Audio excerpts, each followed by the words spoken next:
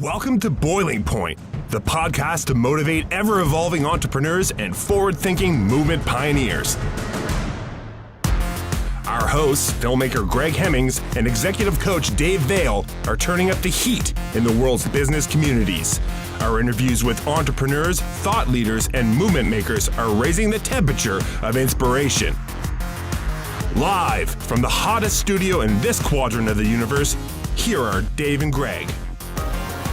Dave, nice to see you again, buddy. Yes. Dave, how's your banking relationship these days? Good question. I know a really good guy at BDC who's helped me out a few times. Me too. The BDC's been awesome. They're a B Corp. Did you know that? I understand that. I've heard that. Anyway, the next guest has nothing to do with, or the next conversation probably has very little to do with the bank or BDC. However, can I point something out? Yeah. There's elections going on in New Brunswick and with a number of municipalities. And in the past, I've gotten really nervous because a group of people, I think associated with you, Greg, in some way, started putting up signs about me running for, and it was like fake news, right? And I'm really happy to hear we're talking to someone who actually is running legitimately, because the signs for Handsome Dave that were showing up on social media and beside real candidates' names was like nerve-wracking. But it was a great practical joke, and I deserved it, as my own mother So said. listen, before we give great honor to this amazing candidate / incredible banker of ours, Chris Daigle. Chris, I don't know if you remember this, but Dave Vale, it looked like he was running for politics a long time ago. He had a big sign on the side of the road, say, "Vote for Handsome Dave." And honestly, he thinks I was behind it, and I just wish I was. It was very clever. I literally wasn't. I don't know. But Dave. But here's what I learned. It takes, and in all seriousness, it takes a lot of courage to put your name forward.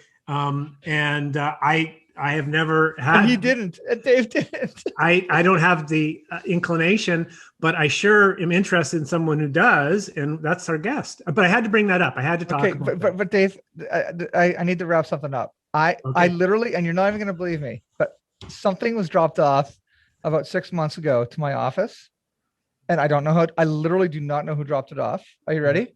I'm ready. And you had nothing to do with it. Dave, I am not kidding you. I had nothing to do with it. Why would they drop it up in your office? Somebody's trying to pull a prank on me, I think. For a little while, I thought you sent this to me to frame me, is what I thought. No, I would, that's the first I've seen it. This is okay. Well, I think we're going to have to talk to Kim, because I think Kim knows something that you and I don't. Anyway, Chris Daigle is a legitimate candidate for this upcoming. Chris, I'm sorry you had to go through that, but like this awkward thing has been going on. Dave has been blaming me for this amazing, hilarious hoax. It was not me. I wish it was. And anyway, the plot thickens, but you are legitimately throwing your hat in, man. And we are so stoked. Chris Daigle, good friend, incredible musician, and a banker that supports businesses like Dave and mine at Vision Coaching in Hemmings House. Welcome to the Boiling Point. Thanks, Greg. Thanks, Dave. I really appreciate that. Sorry, we hogged like a good 10th of this whole podcast half hour. That's fine. Hey, I enjoy it. It's great. What we want to do, like when you reached out and said, "Hey guys, would you be interested in and I was like, absolutely. And maybe if we could start, Chris, I'm just I grew up. My father was a politician. I saw it from the side of being a son of a politician, and it was. It didn't really, it made me, appreciate what people do and putting their names forward. But also the reality is it's a tough slog. You have to have thick skin. And so I'd like to start by going tell us a little bit about the motivation. And I think that is important. What motivates people to go to public office? Because there's a lot of different reasons people will do it. 10 years ago, when I started a new career, totally different, and got into the commercial banking world, I realized right from the start I had a direct impact on my community. And it was through a lens that I had never seen before, and that was through local businesses, and those local businesses providing jobs, services, and what have you to our community. And that's what almost became like a foundation for me. It's like, if I can help my local businesses survive, I help my local community, my local economy. We become we become a thriving community. And to be so self-serving is, I was at the same time, I was seeing people, young people, leave St. John, leave New Brunswick. And I don't want that to happen to my kids 10 years down the road. I want us to have, taking this position at the bank, besides the point, is I realized I loved having a direct impact on what was happening in St. John and helping that our community grow, our economy grow. And we're talking with a few of the different people in St. John that are involved in different parts of municipal government, whether it be committees or staff. It got me even thinking more. How can I do more for St. John? How can I take what experience I have and really make it even take it to the next level? I guess is the way I want to see it. It's that quality of life, that take the financial information. And I'm going, I have all this stuff. I have all this, like, a passion for the city now. I understand the financial side. I said, I have something to give. And I think at the end of the day, that's probably the big thing, is I want to give back to my community continually, whether it's through my job or it's through what I choose to do with my extra time, what little it is. That's pretty much the driving force of it. It's giving back to my community at the end of the day. Chris, someone who's been here for the bulk of your life, like myself, like most people, when they put their hat into the ring to run, they've got a vision, an agenda, if you will, and not an agenda in a negative way, in a very positive way. What do you see as a platform maybe that already exists here that you want to build on, or a brand new one that you want to spearhead? What's the unique vision that you're going to bring to the table? And I'm glad people look at me and say, oh, the banker's running, so it's all about the finance. But you know what? I don't run because of the finance. My vision for St. John, it coincides with what's the message we've been receiving for the past couple of years.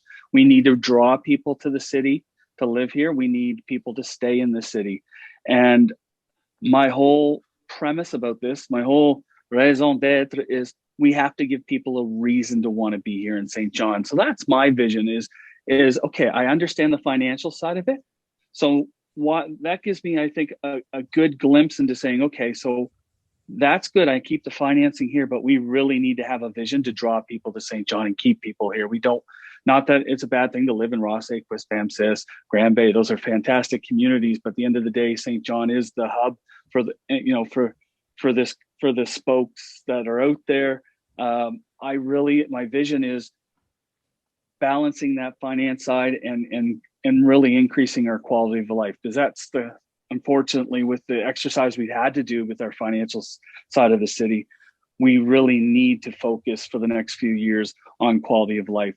And whether that be roads or sidewalks or services like playground programs or our parks, how we promote our arts and culture, promote our recreation. These are the things that when you say, I want to live in St. John, it's not, I don't want to live here because I've got a bunch of cranes in the sky. I live here because of these are the services. So my vision is what's going to draw people to St. John. That's my lens I'm looking through right now.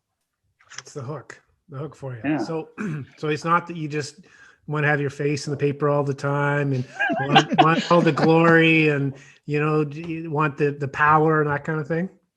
Not at all. It's not Chris. No. I'd rather be in behind the scenes. I don't mind. Look at this face. Come on. No. I love doing the work I do behind the scenes. There's a lot of anonymity as a banker, but I still feel so proud of all the businesses I help. And I think, I'd also feel proud. I like to have that same sense of pride of helping my city grow. And you guys are like me. We've all got young families. Our kids are all relatively young.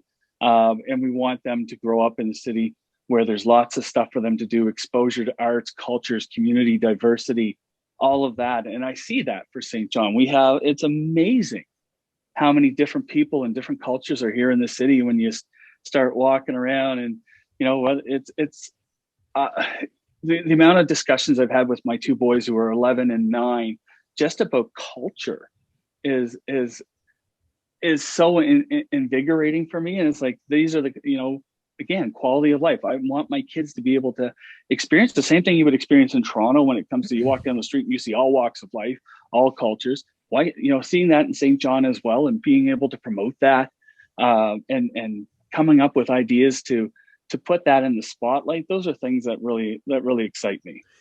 I was obviously having fun with you,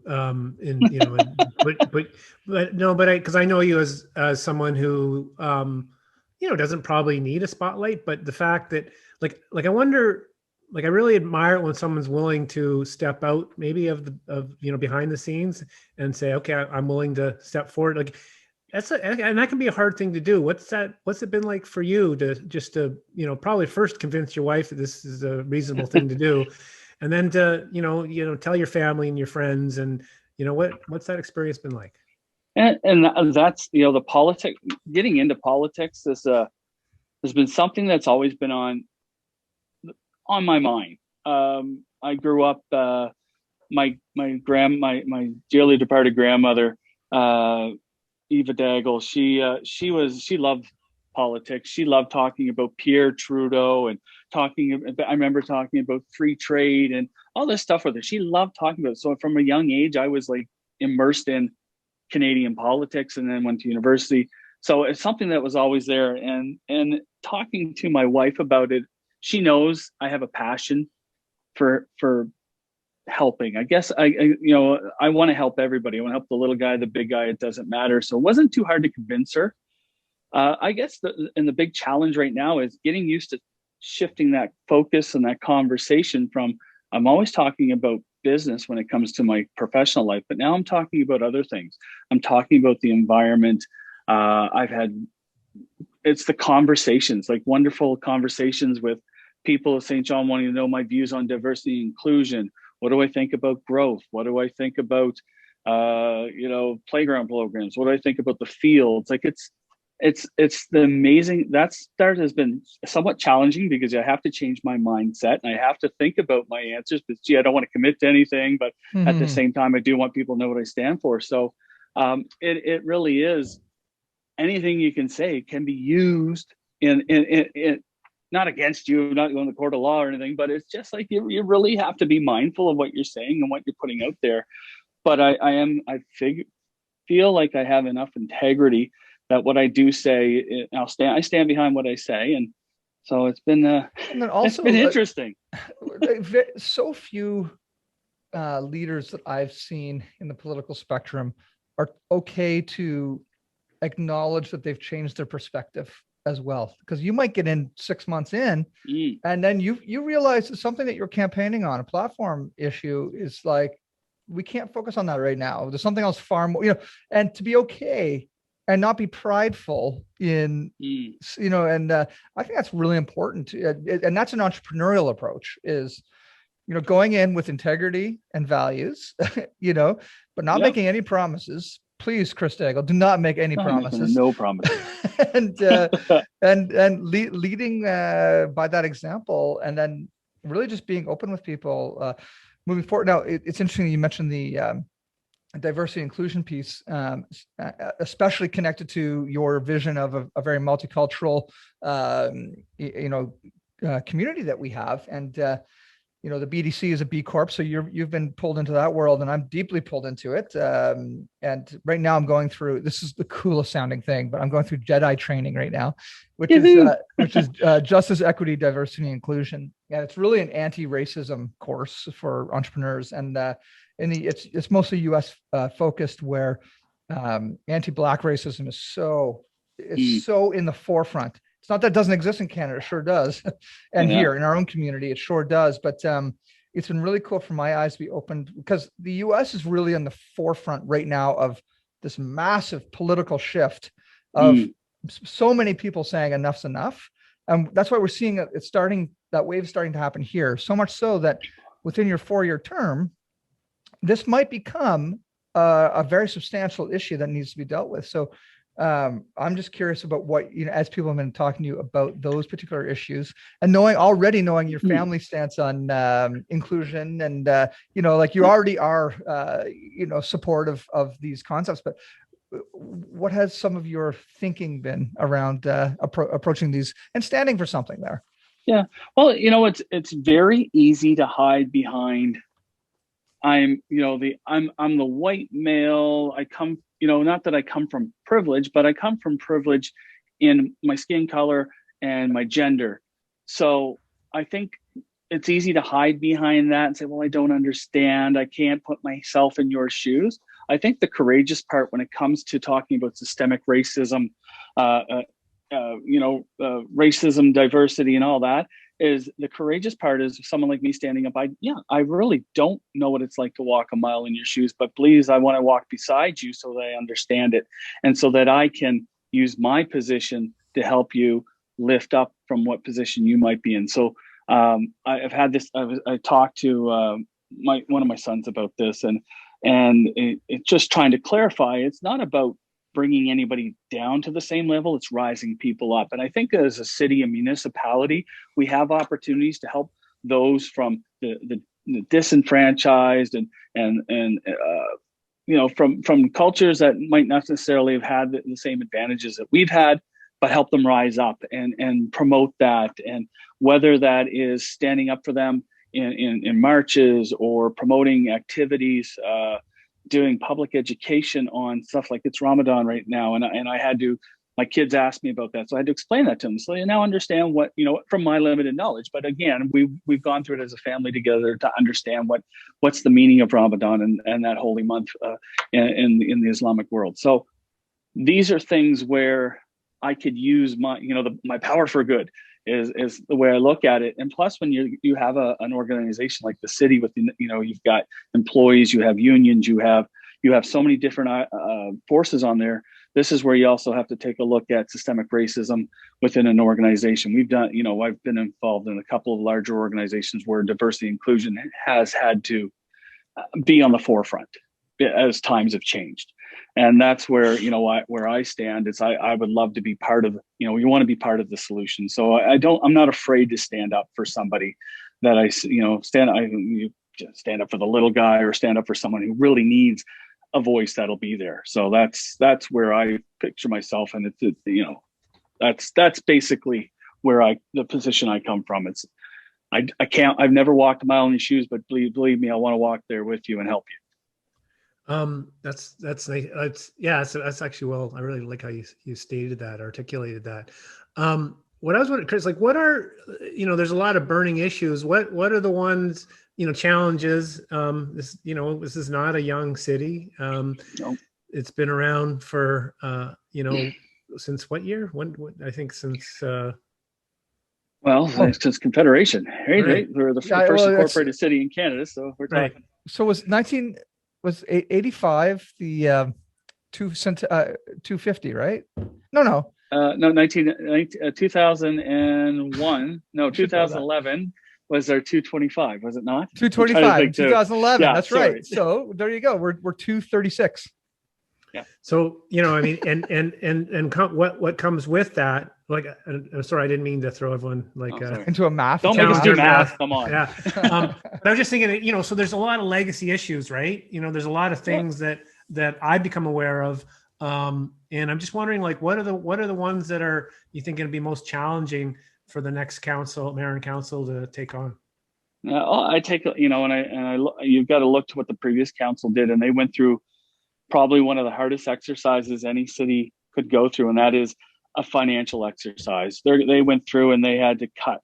It wasn't a good exercise, and I don't envy anybody that was in that position, but they were looking at cutting millions of dollars from the budget because we were spending more than what we were bringing in our revenues. So you've got a long-term financial plan in place, and you need that as a guide. And I say a guide, not necessarily a roadmap, because as a guide, it's got to be a living document, because the needs of the city are there.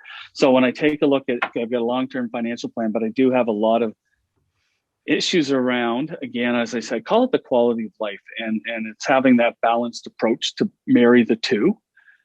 So We have infrastructure that in some areas is literally crumbling. We have sidewalks and roadways that people can't walk on or drive on. It's almost embarrassing. And then you see cranes in the sky, and you see developers wanting to come in and put these beautiful brand new buildings. So you need a balance in there. Balance is key. So taking, and Greg, you'll appreciate this, this is something I teach my kids.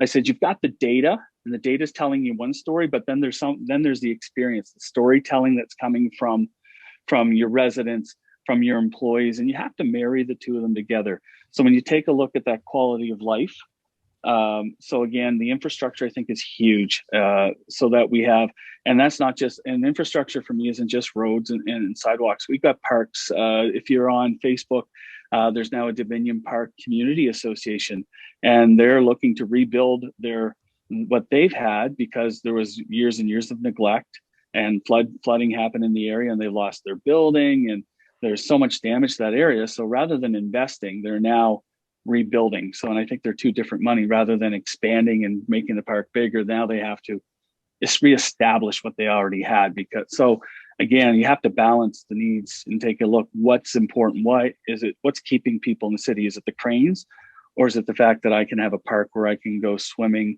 and boating and hiking and have barbecues with my family and all that? So again, I believe it's the balance. And so that's one of the issues I really think is important, is looking after our infrastructure hand in hand with the growth that we're having.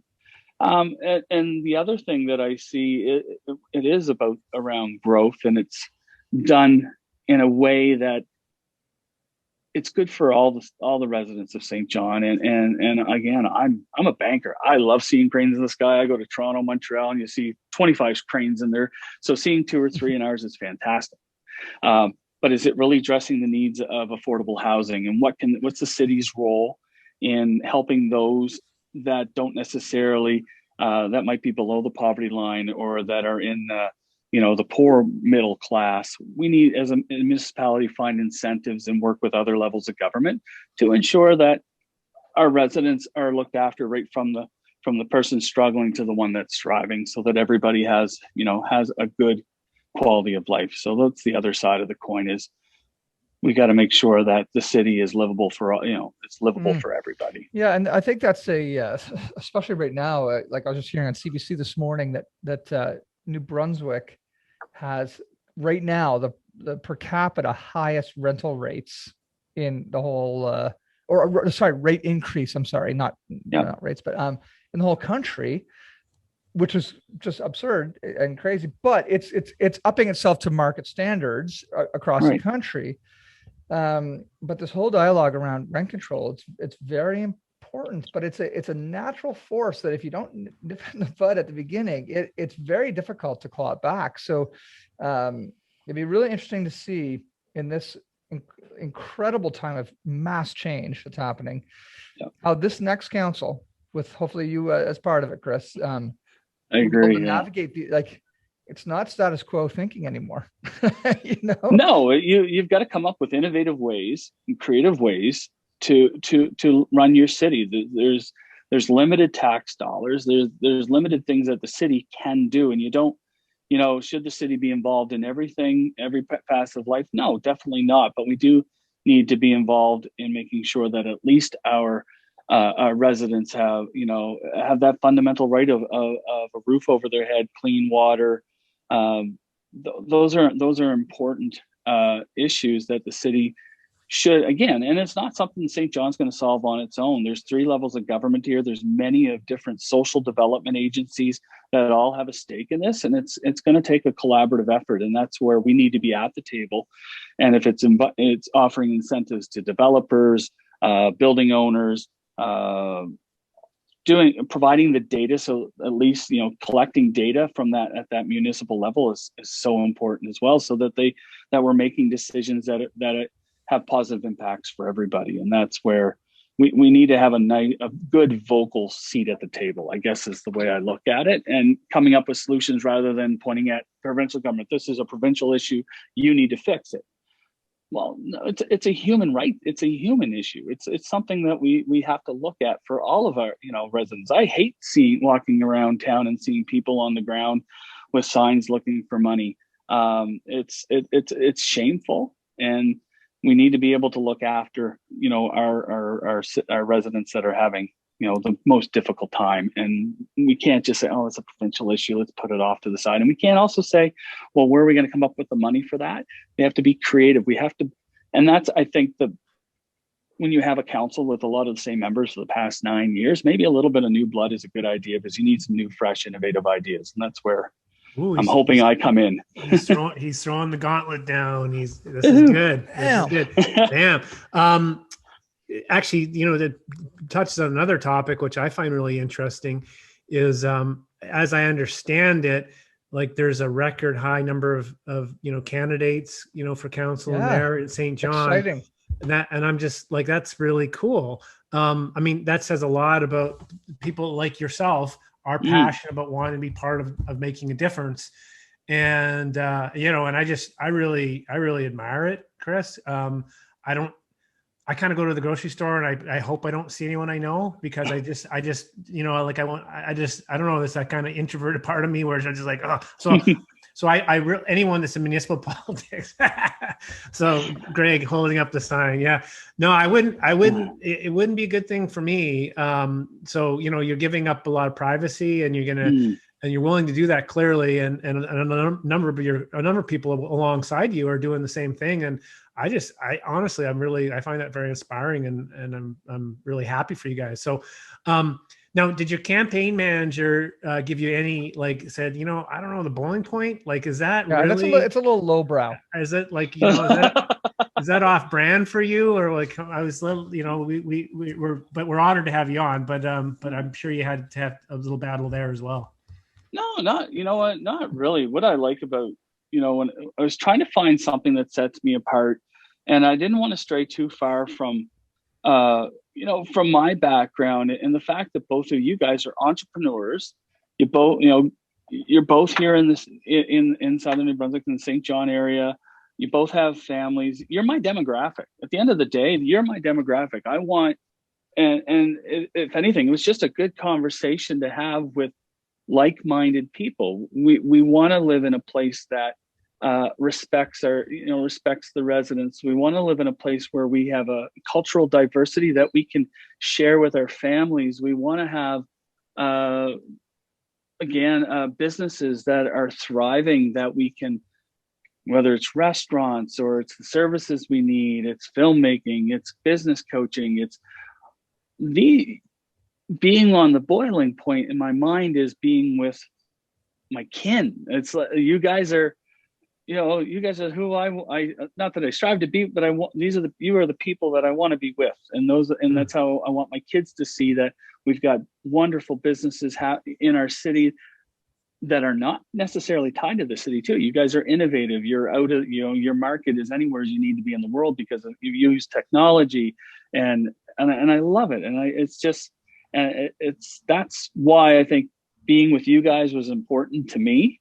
That at the end of the day, you kind of embody what I like to see, what I think what is good about St. John. So, wow. Well, that's an honor. That's the nicest thing any guest has ever said to us before, yeah. Dave. I'm glad we're not drinking beer like we usually do on a Thursday afternoon doing the podcast. So how do people find more about your platform? Who you are that don't know you like we know you, and want to know more about you. It's a crazy campaign because we're not going door to door. There is next week, Thursday, there is an online forum that's being run through UMBSJ. But the main thing that's Thursday, April 29th? 26th. So sorry, it might not be Thursday. It's the 26th. I'll have that. So the best place to go is my Facebook page. So it's, facebook.com, obviously, but just type Chris Daigle, Ward 4. And all my information's there. I'm updating all the events. So there's that forum. I am going out in the neighborhoods. I'm not knocking on doors. There's no sense in making anybody feel uncomfortable, but I am walking in the neighborhoods with my sign. I've been to Lakewood Heights and Forest Hills. We're doing Champlain Heights on Saturday, Glen Falls. Like that's the best place. But Facebook is probably going to be the number one place to go.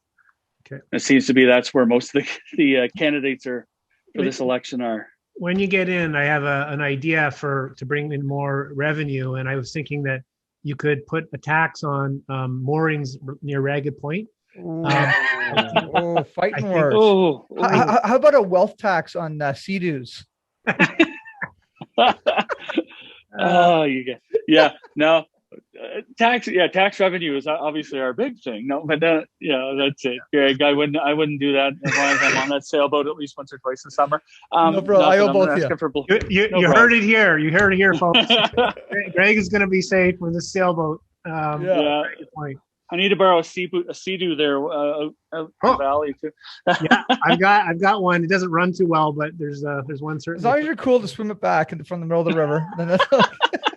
Love swimming in the river. Yeah. Oh yeah. Well, I got one for you then. Chris, a pleasure to see you, man, and best wishes on this campaign. And we're proud of you for doing it, man. This is great. Awesome. Thank you very much, guys. I really appreciate this. And May 10th, Chris Daigle, Ward 4, St. John. There's my plug. Thanks, Chris. Take care, buddy. Thanks, guys. Bye now. Thanks, Chris. Right. Thanks. Now, Dave,